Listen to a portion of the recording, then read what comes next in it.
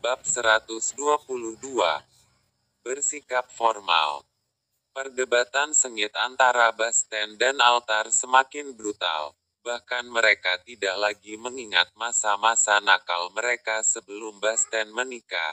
Sebutan-sebutan nama yang tidak enak didengar semakin bergemuruh di teras rumah Pak Heri. Sampai Canari beberapa kali memegang perut buncitnya dengan erat. Kok perutnya dipegang terus, Chan? Apa kamu sakit perut ya? Tanya altar mengkhawatirkan kondisi Canari yang sedari tadi memegang perutnya sejak perdebatan kedua pria itu. Gak.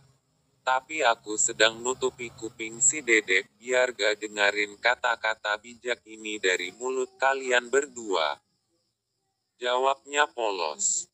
Mending kamu ke kamar. Sepertinya ada seekor baas yang harus gue hajar ini.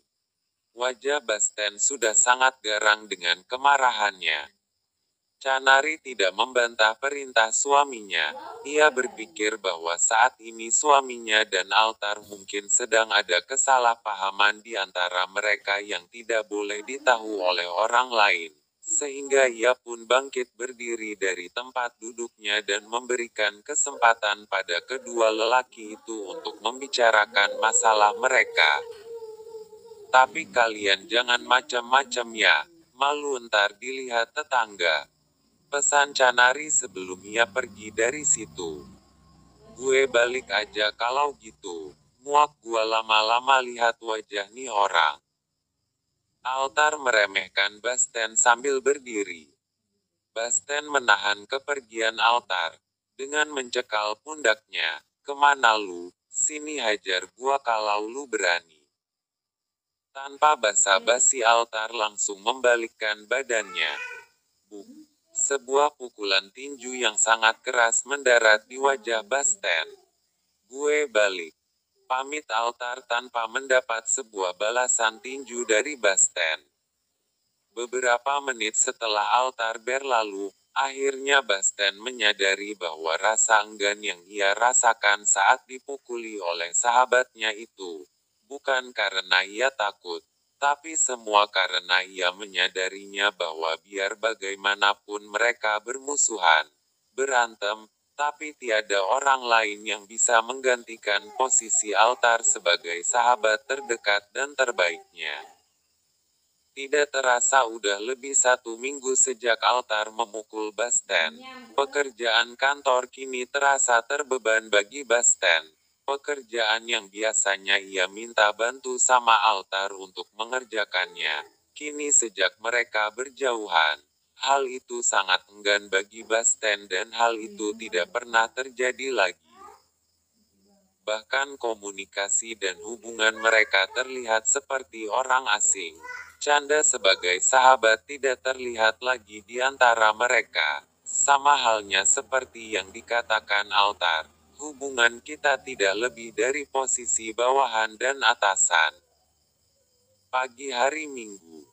Basten sedang duduk di ruang tamu sambil menonton video siaran ulang permainan badminton. Kak, ucap Canari sambil duduk di samping suaminya. Jawab Basten datar, sebab ia sedang fokus nonton di layar tablet mininya.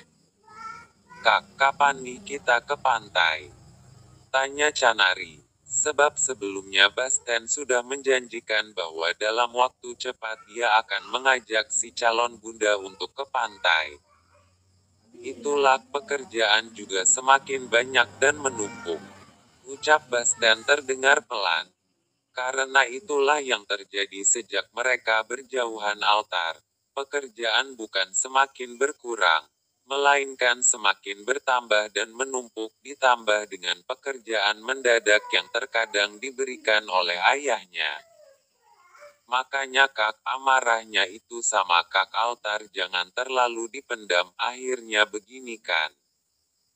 Basten terdiam, sebab pekerjaan yang semakin menumpuk akhir-akhir ini membuatnya hampir stres. Kamu udah datang Velty? Sejak kapan datang? Basten terkejut saat melihat kedatangan Velty. Barusan. Jawab Velti langsung duduk di samping adiknya, dan mengelus perut buncit adiknya. Halo sayang, apa kabar? Mereka pun mulai basa-basi dengan berbagai cerita dan ocehan. Namun Basten masih terlihat banyak beban pikiran yang sedang ia pikirkan. Terlihat dari obrolan basa-basi mereka saat ini, tidak terlalu ditanggapi oleh Basten. Kelihatannya lagi ada yang kamu pikirkan ya, kamu terlihat pusing banget kayaknya. Selidiki Velti dengan kondisi Basten saat ini. Memang, abis si On pakai acara ngambek-ngambek segala. Velti tidak menjawab, ia pun memilih untuk ngobrol dengan adiknya di ruang makan, sambil mencicipi cemilan yang telah disiapkan untuk Canari di rumah. Setelah adik kakak itu berlalu, Basten mengambil ponselnya dan dengan terpaksa ia menelpon sahabat Mes Asterisumnya yang telah lama berjauhan dengannya. Bahkan sudah seperti orang asing. Panggilan pertama tidak dijawab. Panggilan kedua mendarat, tetap saja tidak dijawab.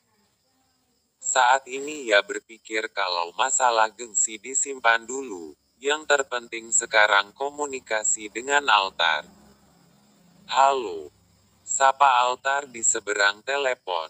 Setelah panggilan ketiga akhirnya ia jawab panggilan telepon dari Basten.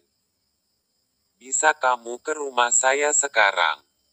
Ada pekerjaan yang harus dikerjakan, dan saya sangat butuh bantuanmu. Suara Basten terdengar formal. Altar tidak menjawab, hingga seketika itu menciptakan suasana hening. Saya benar-benar butuh bantuan kamu. Basten kembali berbicara. Dengan nada datar, akhirnya Altar menjawab, 10 menit lagi saya sampai. Panggilan telepon langsung dimatikan. Akhirnya kelegaan pun dirasakan oleh Basten. Mungkin jika dia masih mempertahankan ego dan gengsinya, bisa saja sampai kapanpun dia tidak merasakan kelegaan di dalam hatinya bersama dengan sahabat Mes Asterisumnya itu.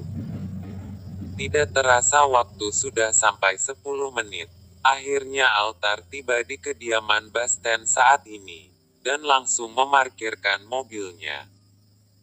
Tanpa basa-basi, Altar langsung menghampiri Basten yang kini sedang duduk di teras rumah. Apa ada yang bisa saya bantu Pak? Tanya Altar sangat formal. Pak Pik Pak Pok. Sindir Basten. Lu duduk dulu, ajak Basten datar. Altar duduk. Sama halnya seperti tamu yang lain ketika bertamu di rumah atasannya. Altar bersikap formal tanpa banyak bertingkah. Ini kan pekerjaan lu, masa gue yang kerjain? Nambah kesibukanku aja lu. Ucap Basten terdengar menggoda mantan sahabatnya itu yang masih bersikap formal. Saya tahu itu pekerjaan saya, tapi kenapa Bapak tidak mengirimkannya di meja kerja saya? Biasanya juga begitu. Ucap Altar berhasil memojokkan Basten. Di waktu yang bersamaan, terdengar suara seorang wanita yang selalu dirindukan oleh Altar. Bahkan setiap malamnya bayangan wanita calon penyemangat hidupnya itu selalu terlintas di pikirannya. Aku takut jika gagal lagi loh dek. Suara Velti terdengar di teras dan hal itu berhasil membuat Altar terkejut. Lanjut ke bab berikutnya.